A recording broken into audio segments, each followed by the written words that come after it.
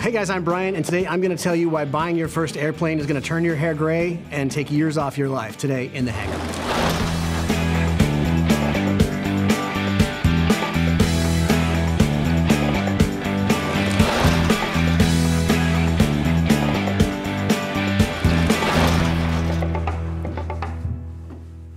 Welcome to In the Hangar. I'm Bryan Turner, and I'm here with Christy Wong. You just stole my thunder. Oh, and... And today's episode is brought to you by our awesome sponsors, FlyingEyesOptics and Colton Mortgage. Go to Colton Taking Off for all of your residential mortgage and refi needs. So today we're going to talk about buying your first airplane. So Christy, I know you still own that entry-level airplane that you bought a few years ago. So why did you choose to buy a slow airplane? Well, I was inspired by you initially. Okay. Well, I fly a very fast airplane. Are you not aware of that? Well, see, what had happened was...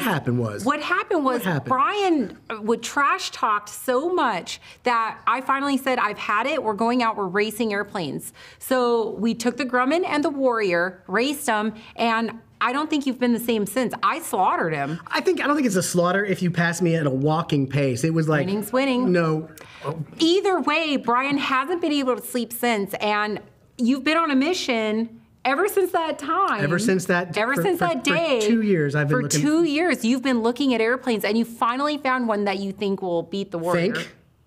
It has yet to be determined. So I don't know it has the aerobatic capabilities of the Wong Warrior, but it's definitely good. If you want to see a slaughter, I think, what are you doing tomorrow? Okay, here we go. All right, so we're here to talk about buying your first airplane. I'm struggling here. So when let's first so today we've got with us fellow airplane owners. Yes. We've got Brent and John. So everyone here, how many airplanes have you owned? 3. 3. You're on number 1. And how about you? I own one and building one. So. Okay. So I guess... How many have you owned? I have owned 2 personally, and I've shared 2 with my father. So we've purchased 4 and sold 2. Okay. So I guess the first question I would have is, when I'm really I'm on pilot forums and stuff like that. And anytime someone starts talking about, I'm interested in this plane or that plane, the first question that always comes up is, what is your mission? So I'm guessing that's where you start, right? Right. That's the best thing anybody could do. And that's the same thing I do. I do a pre-buy, and I have somebody looking at an airplane, and I'm like, okay, so, and since, I work around a lot of Cessnas, right now the hot commodity is a P210. Okay. And I'm like, why do you want a P210? What is your mission profile? And that's a really good starting point for anybody thinking about an airplane. So your mission was to not go very fast. Actually, yes.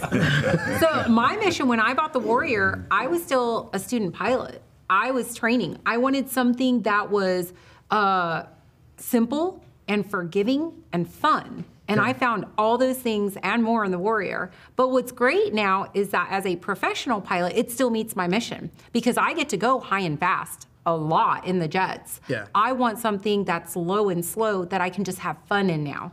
I literally bought my Grumman because the canopy opened, which cooled it down, and the paint was beautiful. But it did hold my family of 4 when the kids were this size. And so I've seen your son. He's bigger than you now. Oh my gosh, I'm very scared of him. But so that now I got upgraded because I wanted to go faster because of the incident, and then I want to be able to carry my full size family now. So you fly 210, correct? Yes, Turbo 210. So what was the mission that led to that?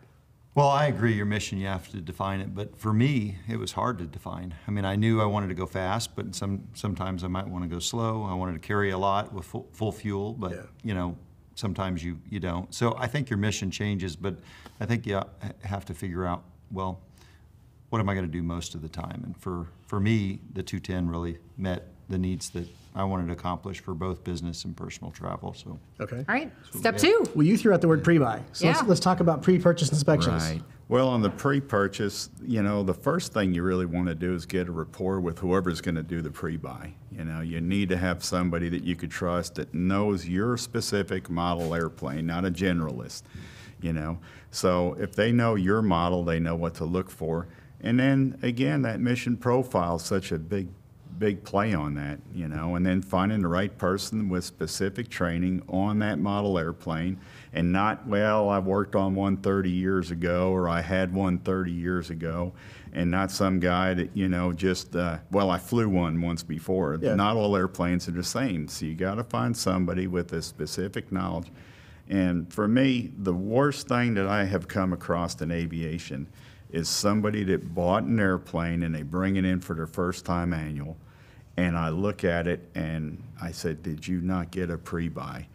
And sometimes they did, and sometimes they didn't, but the end result is an expensive annual because they didn't pick the right person to do the pre-purchase for their airplane. So That's Bryan, the worst thing you could hear, by the way. Yeah. Did you get a pre-buy? Yeah, Oh, and it's bad for both parties. You know, I hate saying it just as much as you would not like to hear it. That's right. And that is an awkward position to be in. And I've had, you know, I had an aircraft, and it was a Cessna model, and somebody from the plant was moonlighting on the side and did their pre-purchase. And they had no clue about general aviation, obviously. They must have come from the jet line, you know, citation line or something. I don't know. They didn't. They never saw a 210 before that, or a P210 before that. Bryan, you recently bought a Comanche, I did. right? Right, following the incident. The incident, yeah. Okay, so what did you get a pre-buy done? Incident? The incident. I wait. beat him in the race, and so Oh, he's okay, been. okay. Yeah, so. Aviation For incident those of that don't 2020. know about the incident, we're Yeah. kind of Well, curious no, we what kind of talked incident about it a we little. had We here. bantered. Yeah, but you use the word slaughter, and I have a problem with that. So I know what you just said. I both planes that I purchased myself, I probably So when I got the Grumman, first thing I did, and I would recommend anybody do this if you're going to buy a plane, if it's not local to you, get on the internet, use social media, find pilot forums. It's 2022, and say, is anyone in this area can go get eyes on this plane? Just to look at it and see, is it worth it? Is it being represented in the photos and stuff like that? You can save yourself some plane tickets. I would have saved myself a lot of headaches. So do that. I did with one of the ones I was looking at. A friend went up there and he said, you know, this is beautiful. It looks like it's well taken care of. The paint's clean. It looks like this guy's. And then at that point I go, okay, now I'm going to go look at it myself. Now I'm going to go try to find someone who's familiar with the airframe. The Comanche I just purchased, I definitely took more risk than I probably should have, and it looks like it's paying off. I couldn't find anyone in the area who was super familiar with Comanches. I did talk to the owner, and the owner actually said to me, he goes, my mechanic's my best friend. I would recommend we don't use him. And I said, absolutely, we're not using him. So I went and talked to his mechanic, and his mechanic gave me the logs. We went through them and looked at them, and I'm not an AMP, so I'm just looking to see if they're there, if it looks like it's been, you know, annualed when it's supposed to, and, you know, the ADs are done. But I could not find, you know, we have Clifton Aero, I think, in Waco or something like that. I couldn't find anyone like that was Comanche specific in Kentucky. So I started calling around third-party mechanics and just asking what their experience was, you know, with these planes. And I found a guy who had worked on a bunch of them, but he's a generalist. And so, you know, we had the conversation of what do you want to look at? And, you know, I don't care about a lot of the creature comforts. You know, my question to the guy was, if you're going to put your kids in this plane, what are the things that you are concerned about? So he's like, well, I'm going to bore scope the engine. We're going to cut open the filter. We're going to do these things, and basically went through that list. And then he sent me all the photos from everything he found. He said, I don't have any concerns. He goes, there's a couple issues here, but they're not big. I said, do you mind if I share these photos with people I know that are Comanche gurus and have them talk to you? And so through that, I got a little bit of comfort, but I did not have I'm the Comanche guru in this area going through it with a fine-tooth comb. So there's definitely risk there that I'm going to be the guide annual going, this is expensive. Yeah, and then another thing is everybody wants to try to box in this whole pre-buy. There's no such thing, right? And there really isn't. You know, I know owners that are just as capable of doing an evaluation on an airplane that I would go out and look at myself. I mean, everybody's got a different mindset on that, and everybody has different experience with that. And there's a lot of owners that have owned, this is their second, third aircraft that they bought in the same model. Yeah. And so, you know, there's not always a one-size-fits-all on these kind of things. And I'm totally lost my train of thought here, so we could just back on up. So when you bought your 210, what was your pre-purchase like? I bought it in Indiana, so you know, looked at as many photos and as much information as I could online. They had scanned all the logbooks, so I was able to, at least evaluate that prior to going out. And then I had an A&P here that I trusted, look through the logbooks and highlight anything that he felt would be of concern. And then I paid a pre-buy guy to come in and flew him into Indiana. And I actually took a friend and my brother that are fairly mechanical, but not for planes, but just at least more eyes on it and a way of, seeing it. Hey, do you see any corrosion? Do you see any problems? Yeah. That maybe the pre-buy person, who I didn't know, you trust to an element, but to a degree, but you're not sure. And so we just went there and, went all through the plane and had an interesting experience as well in that process. So. Okay, now I'm intrigued. Yeah. So we went all through the plane and everything looked good. It had just come out of annual and I said, well, I'm not gonna buy it unless I fly in it. And the owner said, well, I haven't flown it that much and I don't have insurance on it. His need and mission changed to where he wanted a helicopter, so he bought a helicopter and was selling the Centurion. So rough choice. Yeah. Yeah, and so I said, well, I want to fly in it. So I had taken a CFI out with me to fly the plane back if I bought it, and so the owner and pilot and the CFI were up front, and my pre-buy person and myself were in the back seats, and we get in there and start to put the seat belts on, and they put them in incorrectly, so they won't buckle in the back, and we're like, well, whatever, we're just going around the pattern, let's go. And so we take off, and as we're on the upwind, I look out and I said, Jim, the owner, I said, Jim, the wheel's not all the way up here. And he's like, what? Oh my God, oh my God. And so we're flying and we have a gear issue. Yeah. And I just happened to be looking behind him at the airspeed, and it's at 90, at 80, at 70, and I'm like, Jim, your airspeed. And he's like, oh my God, fly the plane. So then we fly around for about 20 minutes. The end story is that we flew over to where his AM. Yeah, exactly. Well, we couldn't pump the gear down. It just was like locked. It was stuck. Yeah. And so I got out my phone and I started filming this. And Barbara, the CFI that was with me, she's like, what are you doing? I said, well, if we're going to crash land this, I'm definitely getting it on film. Absolutely.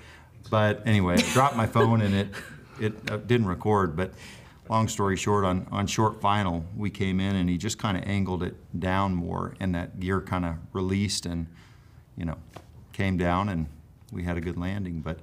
And then I called my wife and told her about the incident. She said, well, when are you flying home? I said, I'm buying the plane. What do you mean? What are the odds that this ever happens again?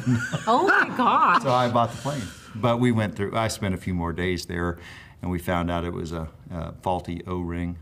You would probably know where it wasn't getting pressure. I was actually waiting to hear the punchline of what the failure mode was determined to be. Somehow the gear kind of got hung up and locked up in there, but that O-ring, it didn't have enough pressure or something, and we cycled the circuit breaker and tried to pump the gear down, and then at the very end kind of let loose, and I don't know what it was, but Did you get a discount?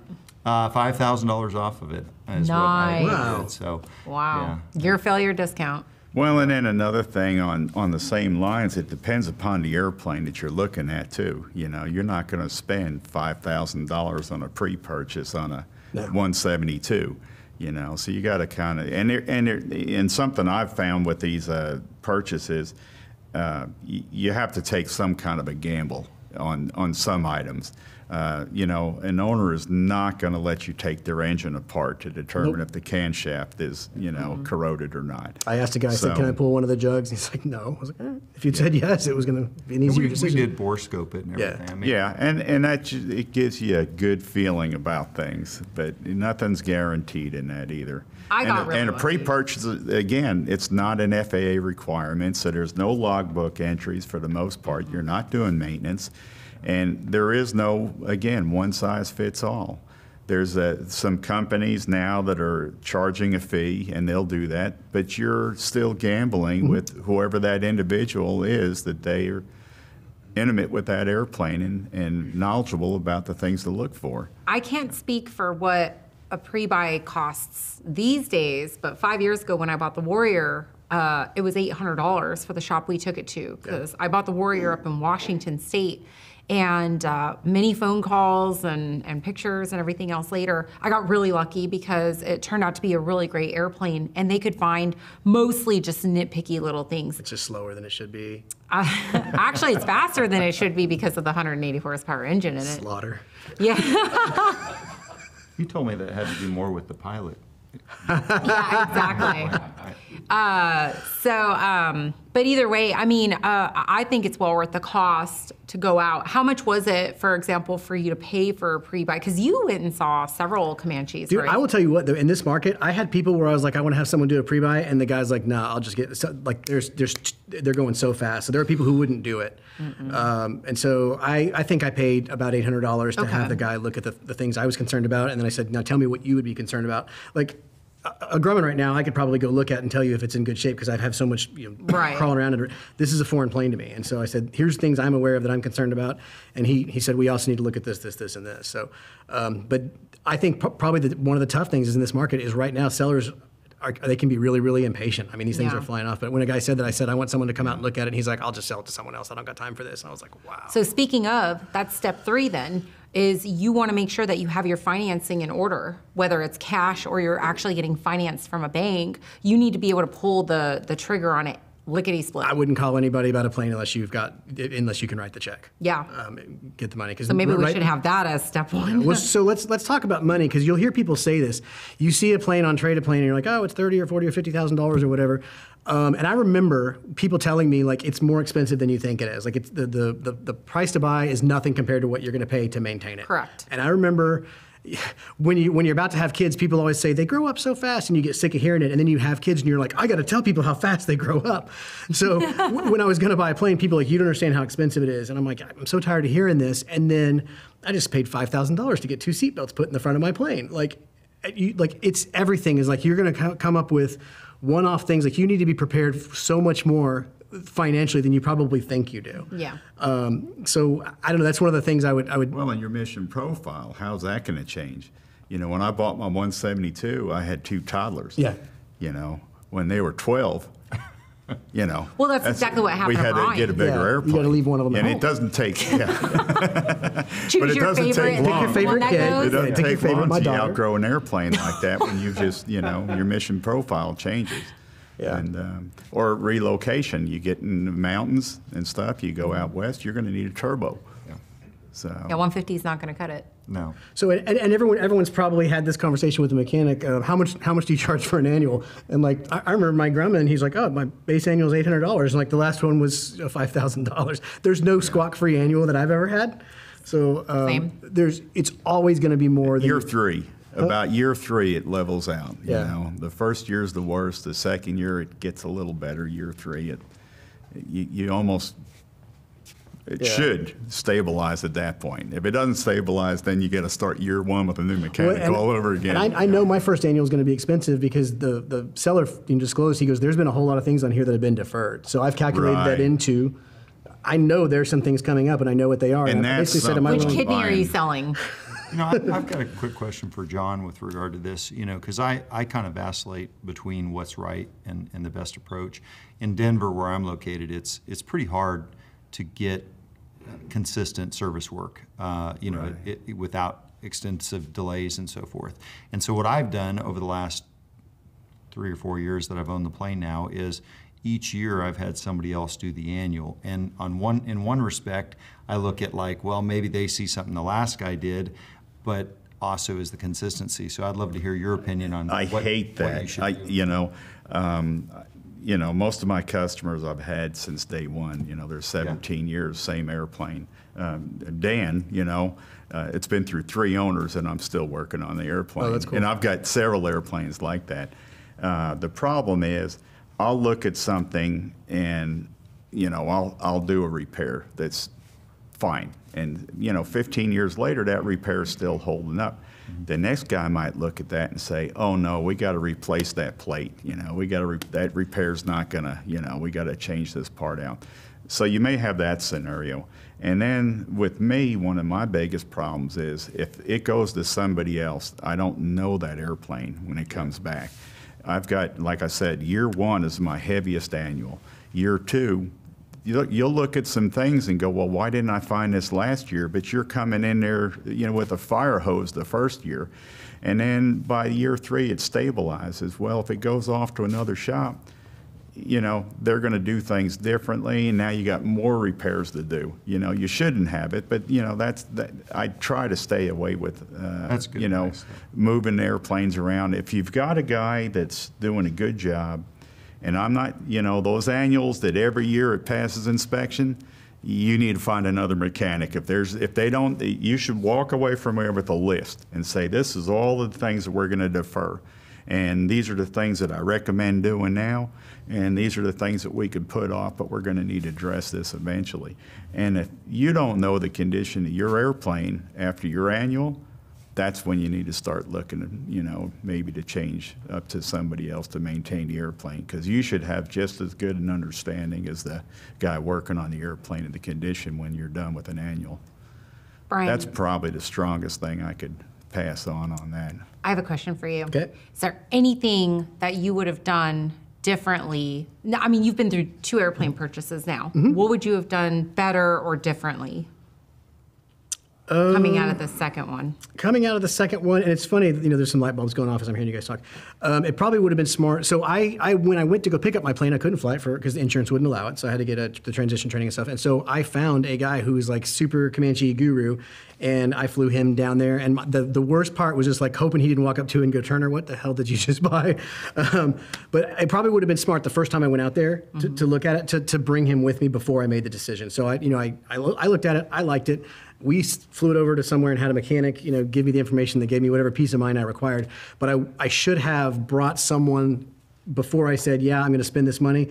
This plane wasn't listed on Trade a Plane. This owner, there was no I'm going to put down earnest money. I said, hey, I'm interested. Can I ask you not to sell this plane? And he goes, it's yours. Take whatever time you need. I'm not in a rush. So I had the luxury of time. So in hindsight, once I had that conversation with him, I probably should have said, okay, I'm going to bring someone down there since I can't find anyone. And get the eyes on it. And again, I brought a guy, and he said, this is great. He goes, you got a good plane. So I'm happy it seems to be working out. But probably getting professional eyes, when I couldn't find someone out there, I should have flown someone down to it. That's probably the biggest thing where I, should have done that differently. Okay. What about you when you bought your 210? Anything you would have done differently? Probably the pre-buy person. I would have researched a little bit more and just made sure. It turned out, the gear issue. I've had 3 gear issues on my plane since I've had it, and it seems like it's there's obviously been a reason behind that. I just had one with Dan into a Bravo, and that turned out to be a sensor and a cable for the step that triggered that apparently. But I wouldn't do much different, honestly. I've kind of gone through my whole plane and redone it, and I've been fortunate enough in that process to, know that I think I got a really good plane out of it. It sounded like you went pretty thorough at it, but you get an understanding of it. Yeah. And if you're a brain surgeon, I don't want you to know about your airplane. That's when you need to hire me, when you're buying that airplane, because that's where the expertise will come in, and it depends upon the airplane.